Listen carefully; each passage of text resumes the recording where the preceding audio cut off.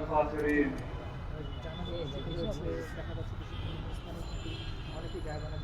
ربنا آتنا في الدنيا حسنة وفي الآخرة حسنة وقنا عذاب النار.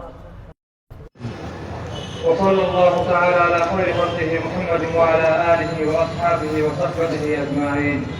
آمين برحمتك يا أرحم الراحمين. ইনশাআল্লাহ সিলেট কেন্দ্রীয় শহীদ মিনারে গায়েবানা জানাজা শুরু হবে 4:15 সময়।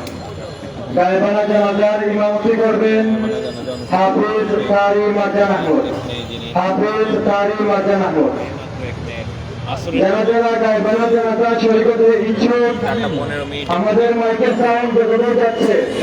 যারা শরীক হতে ইচ্ছুক সিলেট কেন্দ্রীয় শহীদ মিনার মাঠে চলে আসুন। অল্প কিছুক্ষণের মধ্যেই জানাজার নামাজ শুরু হবে।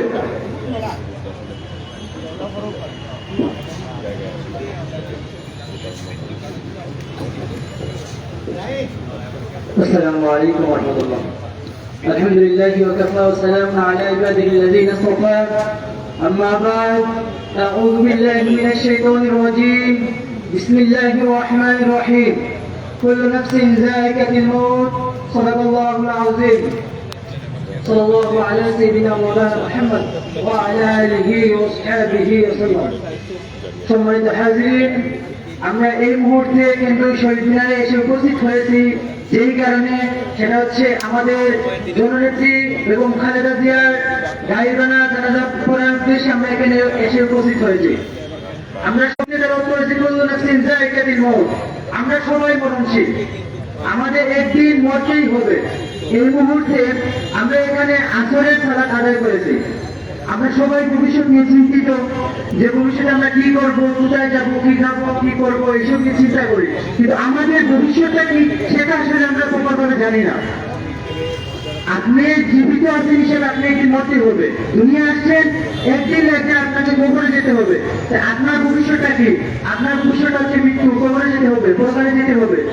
তাই আমি আপনাদের উদ্দেশ্যে বিশেষ করে আহ্বান করবো যে আপনাদের এই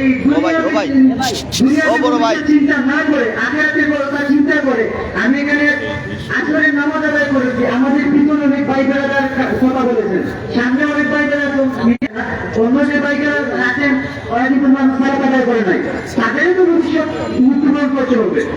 আমরা টাকার কথা চিন্তা করি, বাসা বাড়ি হতে হবে, বড় বিজনেস হতে হবে, বা অনেক বড় কিছু হতে হবে। ভাই, বেগম খালেদা জিয়ার কি ধন সম্পদ ছিল না? ওনার বিশাল ধন সম্পদ ছিল, উনি কি মরতে হয় নাই? আজকে ওনার কারণে আপনারা উপস্থিত হয়েছেন। ওনার দিকে তাকিয়ে একবার চিন্তা করেন, আপনিও একদিন মরতে হবে। সেই মরণের কথা চিন্তা করে এখন থেকে তারিখ করবেন না। অনেকে তারিখ করে আজ না কাল, আগামী 2026 সাল আসতেছে, জানুয়ারি 1 তারিখ থেকে আমি একবারে মুসলিম হয়ে যাব। ভাই, আপনি তারিখ যদি করেন তাহলে আপনার কিয়ামতের আগ পর্যন্ত আপনার তারিখ আসবে না। এখন থেকে আপনি নিয়োগ করেন আমার 5 ওয়াক্ত নামাজ করেন, ইনশাআল্লাহ এখন থেকে আমার 5 ওয়াক্ত নামাজ মিস হবে না। আমরা আপনি দেখবেন, আপনি যে চিন্তা নিয়ে চিন্তিত আছেন যে আমার কি হবে, ভবিষ্যৎ কি হবে, আমার পরিবার বর্গে কি হবে, আপনি নামাজ আদায় করেন, 5 ওয়াক্ত নামাজ আদায় করেন, আর কোনো কিছু রাখবেন না, নকলের কথা আপনার লাগবে না। আপনি শুধুমাত্র 5 ওয়াক্ত নামাজ ঠিক মতো আদায় করেন, আল্লাহর দরবারে নামাজ আদায় করে নামাজের শেষে দোয়ার মাধ্যমে আপনার জন্য দোয়া করেন, আপনার পরিবারের জন্য দোয়া করেন, দেশের জন্য দোয়া করেন, দেখবেন আপনার আর পিছনের দিকে তাকাতে হবে না, আপনার আর জীবনে হতাশা থাকবে না। আমার এই সংক্ষিপ্তভাবে বক্তব্য দিয়ে শেষ করলাম। আলহামদুলিল্লাহ রাব্বিল আলামিন। এখন সংক্ষিপ্ত অনুভূতি জানানোর জন্য অনুরোধ করছি, সংক্ষিপ্ত অনুভূতি প্রকাশ করার জন্য অনুরোধ করছি। আজকে যাদের আয়োজনে এই গায়েবানা জানাজা অনুষ্ঠিত হয়েছে তাদেরই একজন সিলেটের সর্বস্তরের ছাত্র জনতার অধিনায়ক প্রাণপ্রিয় ভাই আহমেদ ভাইকে সংক্ষিপ্তভাবে 2 মিনিটের ভিতরে শেষ করার জন্য অনুরোধ করছি। সংক্ষিপ্ত অনুভূতি পেশ করার জন্য অনুরোধ করছি ভাই মোহাম্মদ মীর আহমদকে।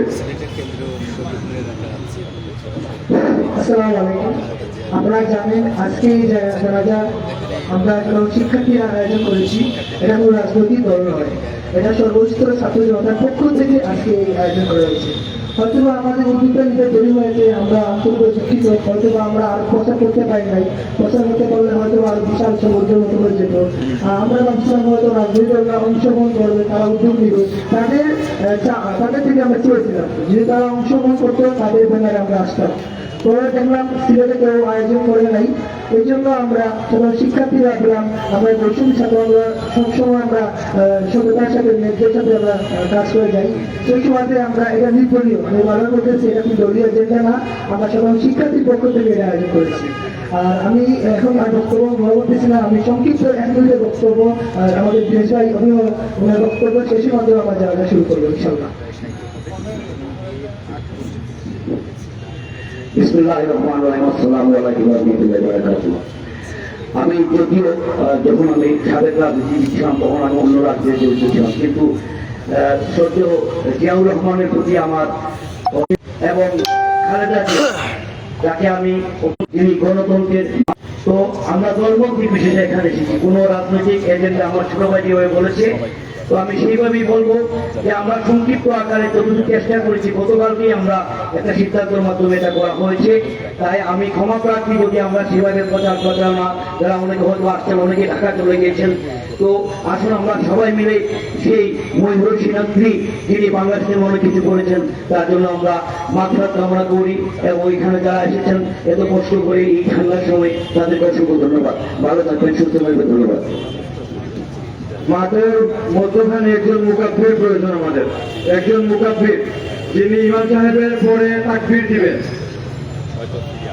মাঠের মধ্যখান থেকে একজন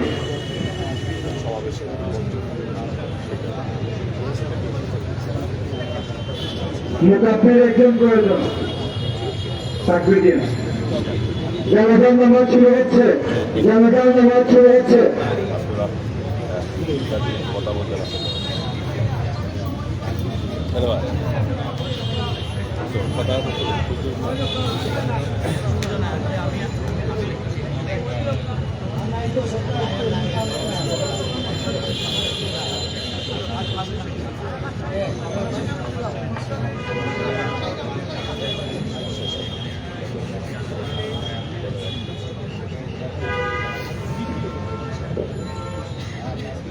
আমাদের যে আগামী নামাজ হওয়ার কথা ছিল 4:15 তো দেখা যাচ্ছে অনেকে মসজিদে নামাজ পড়ে আস্তে আস্তে 20 হয়ে যাচ্ছে, না আমাদের জানাজার টাইমটা একটু বাড়ানো হয়েছে।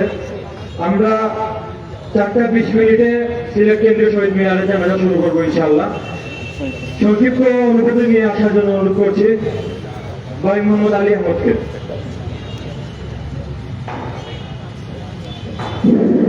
আউযু বিল্লাহি মিনাশ শাইতানির রাজিম। বিসমিল্লাহির রহমানির রহিম।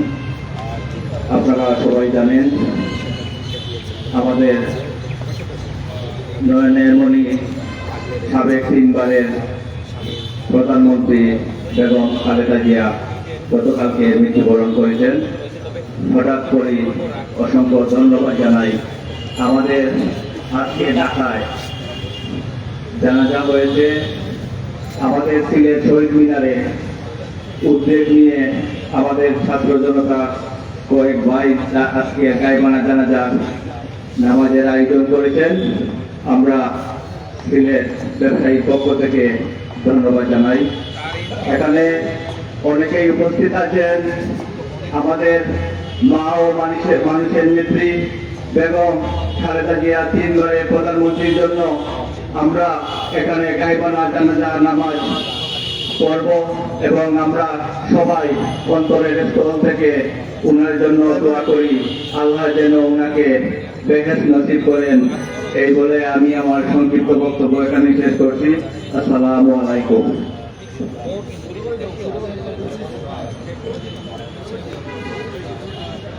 জানাজা শুরু হচ্ছে।